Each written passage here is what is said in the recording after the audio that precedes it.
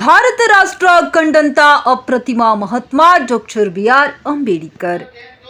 ಇಡೀ ದೇಶದಲ್ಲಿಯೇ ಭಾರತದ ಸಂವಿಧಾನ ಅತ್ಯಂತ ದೊಡ್ಡ ಸಂವಿಧಾನವಾಗಿದ್ದು ಅಂತಹ ಒಂದು ಜ್ಞಾನ ಹೊಂದಿದ ಬಾಬಾ ಸಾಹೇಬರ ಜನ್ಮದಿನವನ್ನು ಜ್ಞಾನದ ದಿನವೆಂದು ಕರೆದಿದ್ದಾರೆ ಎಂದು ಮುಂಡರಗಿ ತಹಶೀಲ್ದಾರ್ ಸಭಾಭವನದಲ್ಲಿ ಸಂವಿಧಾನ ಶಿಲ್ಪಿ ಡಾಕ್ಟರ್ ಬಿ.ಆರ್. ಅಂಬೇಡ್ಕರ್ ಅವರ 134ನೇ ಜಯಂತಿ ಅಂಗವಾಗಿ ಭಾವಚಿತ್ರಕ್ಕೆ ಪುಷ್ಪ ಸಮರ್ಪಿಸಿ ಮಾತನಾಡಿದ ತಾಲೂಕು ದಂಡಾಧಿಕಾರಿಗಳಾದ ಪಿ.ಎಸ್. ಸೇರಿಸ್ವಾಮಿಯವರು ಈ ಸಂದರ್ಭದಲ್ಲಿ ಮಾತನಾಡಿದ ಮುಖಂಡರಾದ ಸೋಮಣ್ಣ ಹೈತಾಪುರ್ ಮಾತನಾಡಿ, ಭಾರತದ ಎಲ್ಲಾ ಸಮುದಾಯದ ಜನತೆಗೆ ಸಂವಿಧಾನದ ಮೂಲಕ ಸಮಾನ ಸ್ಥಾನಮಾನ ಕಲ್ಪಿಸಿದ ಮಹಾನ್ ನಾಯಕ ಬಾಬಾ ಸಾಹೇಬರು ಎಂದರು.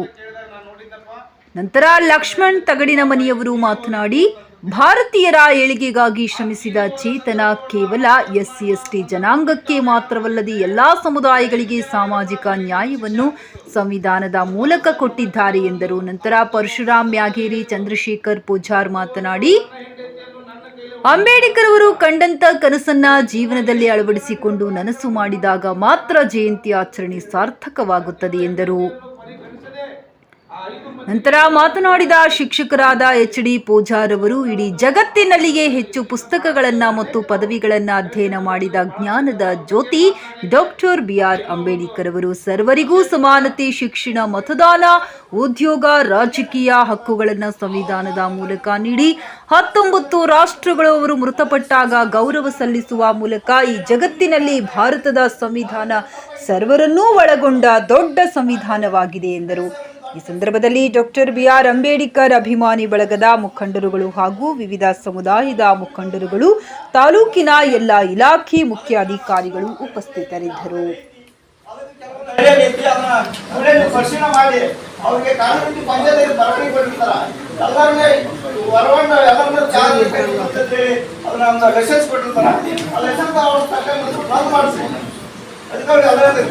ಅದಕ್ಕೆ ಈ ಮೂಲಕ ಇವತ್ತು ಅಂಬೇಡ್ಕರ್ನೆಲ್ಲ ಮಾಡೋದಲ್ಲ, ಪ್ರತಿಯೊಬ್ಬೇ ಅಂಬೇಡ್ಕರ್ನೆಲ್ಲ ಬಳಸಿ ಆ ಎಲ್ಲ ತಿಳುವಳಿಕೆ ಹೇಳಿ ಅಂತೇಳಿ ಕಾನೂನು ಅರಿವು ಮೂಡಿಸಿ ಅಂತೇಳಿ ಈ ಮೂಲಕ ನನಗೆ ಮಾತಾಡಕ್ಕೆ ಅವಕಾಶ ಕೊಟ್ಟಂತ ಇಲಾಖೆಯವರಿಗೆ ವಂದಿಸಿ ನಾನು ನಿಮ್ಮ ನೇತೃತ್ವದೊಳಗೆ ಅಸ್ಪೃಶ್ಯತೆ ನಿವಾರಣೆ ಆಗಬೇಕು.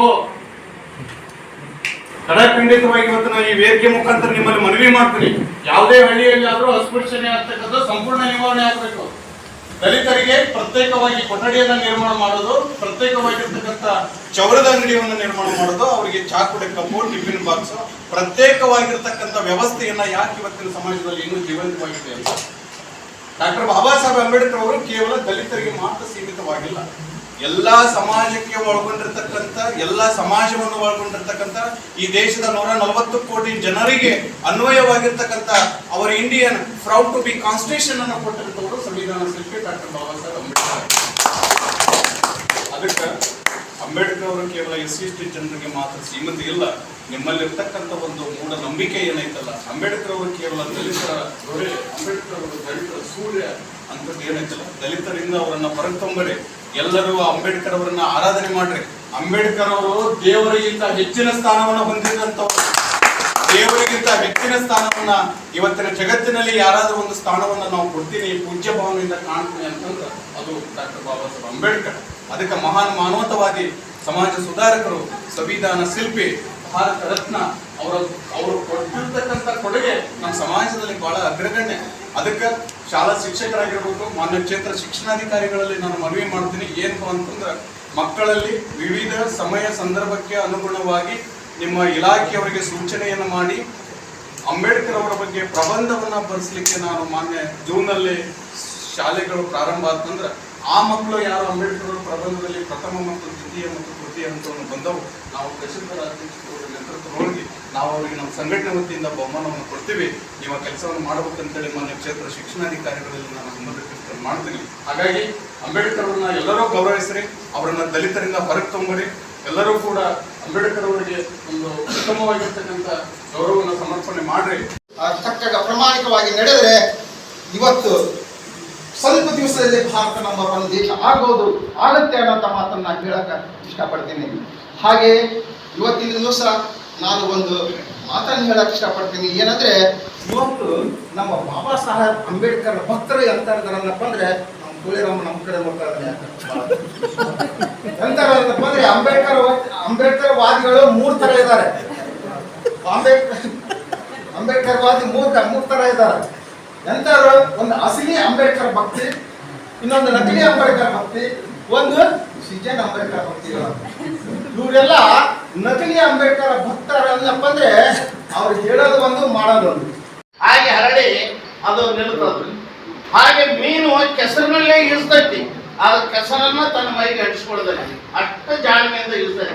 ಆ ರೀತಿ ಸುರಕ್ಷಿತ ವರ್ಗದಲ್ಲಿ ಹುಟ್ಟಿದಂತ ಅಂಬೇಡ್ಕರ್ ಅವರು ಅಂತ ಕಷ್ಟ ನಷ್ಟಗಳನ್ನು ಅನುಭವಿಸಿ, ಆಗಿನ ಅಸ್ಪೃಶ್ಯತೆ ಜಾತಿಯ ನೋವುಗಳೆಲ್ಲ ಅನುಭವಿಸಿ ಅವರು ವಿದ್ಯಾಭ್ಯಾಸ ಮಾಡಿದ್ರು. ನಮ್ಮ ಸಹೋದರು ಹೇಳಿದರು ಸ್ವಲ್ಪ ತಪ್ಪಾಯ್ತು. ಡಾಕ್ಟರ್ ಬಾಬಾ ಸಾಹೇಬ್ ಅಂಬೇಡ್ಕರ್ ಅವರು ಟೋಟಲ್ ಆಗಿ 64 ಪದವಿಗಳನ್ನ ಪಡೆದರು. ಒಂದಲ್ಲ ಎರಡಲ್ಲ 64 ಪದವಿಗಳನ್ನ ಪಡೆದಿರ್ತಕ್ಕಂಥವ್ರು. ಇಡೀ ವಿಶ್ವದಲ್ಲೇ ಡಿಗ್ರಿ ಮಾಡಿದ್ರಲ್ಲಿ 2ನೇ ಸ್ಥಾನ. ಒಂದನೇದು Karl marks, 2ನೇದಾಗಿ doctor Baba Saheb Ambedkar ಅವರು. ಇನ್ನು ಇಡೀ ವಿಶ್ವದಲ್ಲೇ ಅತ್ಯಂತ ಹೆಚ್ಚು ಪುಸ್ತಕಗಳನ್ನ ಓದಿದಂತ ಮಹಾನ್ ವ್ಯಕ್ತಿ ಯಾರಾದ್ರೆ ಅವರು ಡಾಕ್ಟರ್ ಬಾಬಾ ಸಾಹೇಬ್ ಅಂಬೇಡ್ಕರ್ ಅಂತ ಹೇಳಿ ಲಂಡನ್ 1ನೇ ನಂಬರ್ನಲ್ಲಿ ಬಂದಾರ ಅವ್ರ ಹೆಸರು. ಲಂಡನ್ ಒಳಗೆ ಲೈಬ್ರರಿ ಒಳಗೆ 1ನೇ ನಂಬರ್ ಹೆಸರು.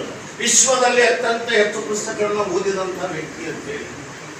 ಅಂತ ಜ್ಞಾನದ ಮಹಾಸಾಗರ ಯಾವ ಈ ದೇಶದ ನಾವು ಮಹಾತ್ಮ ಗಾಂಧೀಜಿ ಅಂತ ಹೇಳ್ತೀವಿ, ಭಾರತದ ಪಿತೃ ಅಂತ ಹೇಳ್ತೀವಿ. ಅಂತ ಮಹಾತ್ಮ ಗಾಂಧೀಜಿಯವರು ಅಂಬೇಡ್ಕರ್ ಬಂದ್ರೆ ಗೆದ್ದರು ಅಂತಿದ್ರು. ನೆಹರೂರವರು ಅವ್ರು ಬಂದ್ರ ಈ ದೇಶದ ಪ್ರಧಾನಮಂತ್ರಿ ಅವರು. ಅಂಬೇಡ್ಕರ್ ಬಂದ್ರೆ ಎದ್ದು ನಿಲ್ತಿದ್ರು. ಈ ದೇಶದಲ್ಲಿ ರಾಷ್ಟ್ರಪತಿ ಸ್ಥಾನ ಅಂದ್ರೆ ಅತ್ಯಂತ ಉನ್ನತ ಸ್ಥಾನ. ಆ ಸ್ಥಾನದಲ್ಲಿ ಈವರೆಗೂ ಅಲ್ಲಿಂದ ಈವರೆಗೂ ಕುಳಿತವರು ಡಾಕ್ಟರ್ ಬಾಬಾ ಸಾಹೇಬ್ ಅಂಬೇಡ್ಕರ್ ಅವರಷ್ಟು ಓದಿದವರಲ್ಲ. ಅಷ್ಟೊಂದು ಜ್ಞಾನವನ್ನ ಸಂಪಾದನೆ ಮಾಡಿದವರು. ಒಂದು ಅರ್ಥದಲ್ಲಿ ಹೇಳಬೇಕಾದ್ರೆ ಈ ರೀತಿ ಜ್ಞಾನವನ್ನ ಸಂಪಾದನೆ ಮಾಡಿದಂತ ಮಹಾನ್ ವ್ಯಕ್ತಿಯನ್ನ ಇಲೆಕ್ಷನ್ ನಿಂತಾಗಿ ಜಾತಿವಾದಿಗಳು ಸೋಲಿಸುವಂತ ದೃಶ್ಯವನ್ನ ನೀವೆಲ್ಲ ನೋಡಿದ್ರಿ. ಅವರು ಬಡದಾಡಿದ್ದು ನಮ್ಮ ಸಹೋದರ ಹೇಳಿದ್ರು. ಈ ಮಹಿಳೆಯರು ಕುಂತಾರಲ್ಲಿ ಇವತ್ತು ವೇದಿಕೆ ಮೇಲೆ, ಅವಾಗ ಅಂಬೇಡ್ಕರ್ ಅವರ ಕಾಲಘಟ್ಟದೊಳಗ ಮಹಿಳೆಯರ ಶಿಕ್ಷಣ ಕಲಿಯುವಂತದ್ದಿರಲಿಲ್ಲ. ಕೇವಲ ಮಕ್ಕಳನ್ನ ಹೆತ್ತು ಕೊಡುವ ಯಂತ್ರಗಳ. ಆಲ್ರೆಡಿ ಭಾರತ ಸರ್ಕಾರನೂ ಸಹ ಸಾಕಷ್ಟು ವಿಷಯಗಳನ್ನ ಪ್ರಚಾರ ಮಾಡಿದೆ. ಸಾಕಷ್ಟು ವಿಷಯಗಳಲ್ಲಿ ಅವ್ರ ಬಗ್ಗೆ ಸಾರ್ವಜನಿಕರಿಗೆ ತಿಳಿ ಹೇಳಲಿಕ್ಕೆ, ಮಕ್ಕಳಲ್ಲಿ ಅವ್ರ ಬಗ್ಗೆ ಭಾವನೆಗಳನ್ನು ಬೆಳೆಸಿ ಸಾಕಷ್ಟು ಅವಕಾಶಗಳನ್ನು ಕಲ್ಪಿಸಿಕೊಟ್ಟಿದೆ. ಮತ್ತೆಲ್ಲ ಏನೆಲ್ಲ ಮಾಡೋದ್ರಿಂದ ಮಕ್ಕಳಿಗೆ ಅಂಬೇಡ್ಕರ್ ಅವ್ರ ಬಗ್ಗೆ, ಅವರ ಹಿಸ್ಟರಿ ಬಗ್ಗೆ, ಅವರ ಇತಿಹಾಸವನ್ನು ತಿಳಿಲಿಕ್ಕೆ ಏನಾದ್ರು ಅವಕಾಶ ಆಗ್ತದೆ ಅದನ್ನೆಲ್ಲದನ್ನು ತಗೊಂಡಾಗಿದೆ. ಉದಾಹರಣೆಗೆ ಧಾರಾವಾಹಿಗಳು ಬಂದಿದೆ, ಸಿನಿಮಾಗಳು ಬಂದಿದೆ, ಕಥೆಗಳು ಬಂದಿದೆ, ಕವನಗಳು ಇದ್ದಾವೆ, ಅವ್ರ ಬಗ್ಗೆ ಸ್ಟೋರೀಸ್ ಇದ್ದಾವೆ. ಎಷ್ಟೋ ಜನ ಕವಿಗಳು ಅವ್ರ ಬಗ್ಗೆ ಆಕರ್ಷಿಗಳು ಅವ್ರ ಬಗ್ಗೆ ಇತಿಹಾಸವನ್ನು ಬರೆದಿದ್ದಾರೆ. ಅದು ಎಷ್ಟೇ ಬರೆದ್ರು ಎಷ್ಟೇ ಹೇಳಿದ್ರು ಅದು ಮುಗಿದಲ್ಲೇ ಇರುವಂಥವ್ರನ್ನ ಅಧ್ಯಾಯ. ಸೊ ಅವ್ರ ಬಗ್ಗೆ ನಾವೆಲ್ಲರೂ ಏನಾದರೂ ಮಾಡಬೇಕು ಅಂತಂದರೆ ಕಷ್ಟಪಡಬೇಕು. ಆದರೆ ಅವರು ಹುಟ್ಟಿದ್ದೇ ಒಂದು ಇತಿಹಾಸ. ಸೊ ಹಾಗಾಗಿ ಅವ್ರನ್ನ ನಾವು ನಮ್ಮ ಭಾರತ ರಾಷ್ಟ್ರ ಕಂಡಂತಹ ಅಪ್ರತಿಮ ಮಹಾತ್ಮ ಅಂತ ಹೇಳಿದಕ್ಕೆ ನಾವು ಭಾರತ ಹೆಮ್ಮೆಯಿಂದ ಹೇಳ್ಕೊಳ್ಳಿಕ್ಕೆ ಆಗ್ತದೆ. ಸೊ ಭಾರತದ ಭೂಮಿಯಲ್ಲಿ ನಮಗೆ ಬುದ್ಧ, ಬಸವ ಮತ್ತು ಅಂಬೇಡ್ಕರ್ ಈ 3 ಜನನ ನಾವು 3ನ ಒಂದು ಮೈಲಿಗೆ ಅವ್ರನ್ನ ನಾವು ಒಂದೊಂದು ಹಂತದಲ್ಲಿ